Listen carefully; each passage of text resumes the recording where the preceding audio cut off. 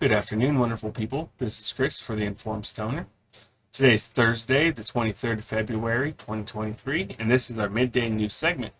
Our midday news segment comes from the Financial Times. Russia and China vow to strengthen ties despite international pressure.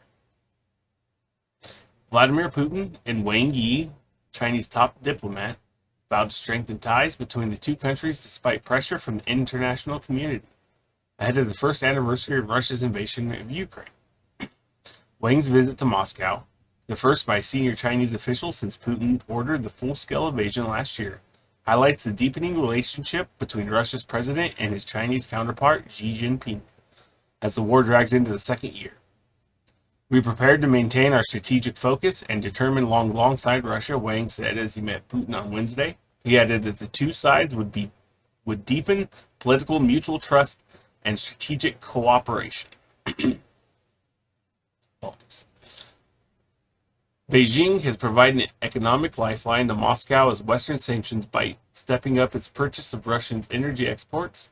It has also increased its supply of technical components that Russia no longer import from Western countries because of sanctions. China-Russia relations have withstood pressure from the international community and are developing in a very stable manner against the backdrop of a very complex, changing international situation, Wang told Putin. His trip is part of the diplomatic tour of Europe after the end of 3 years of Chinese isolation under Xi's zero-COVID policy. China has been trying to tread a delicate path between backing its northern neighbor Russia and not alienating its leading trade partners in Europe. Some analysts says Wang's statement, while reaffirming support for Moscow, fell short of full endorsement and in some regards even represented a radical retreat. Wang Yi, in his statement, did not mention the phrase nor limit its partner, said Yu Yi, senior research fellow at UK think tank Chatham House.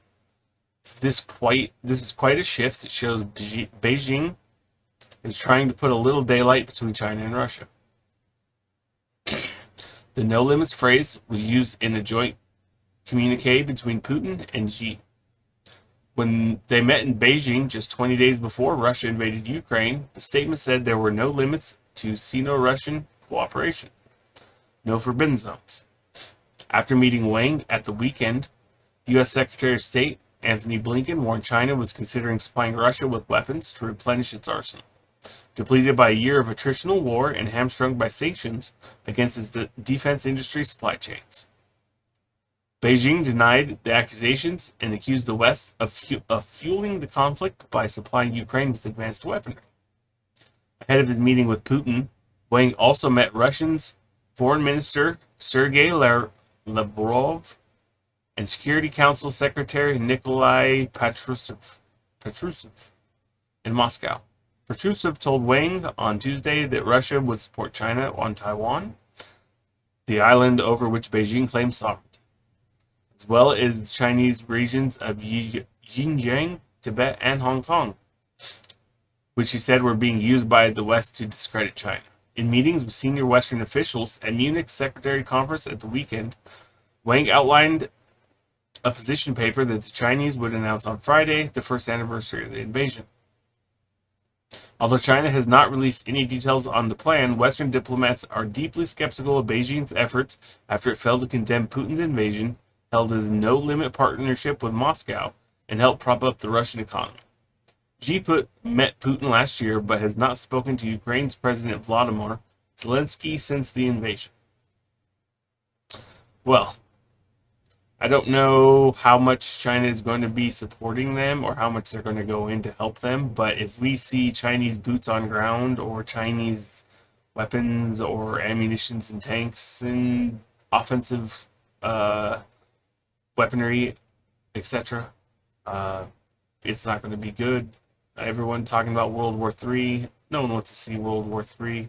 No one wants to see nuclear war. We don't want any of that stuff. So let's see if we can't figure something out before things get way too crazy. I know the war in Ukraine is horrible. The people there deserve none of this, and it's I don't know. It's a lose-lose situation. Go ahead and leave some comments below, guys. Let's have a conversation about this and see what you guys think. This was your midday news segment. If you enjoyed this, please like and subscribe. Join us Monday through Friday for news, culture, and entertainment for the Informed Stoner.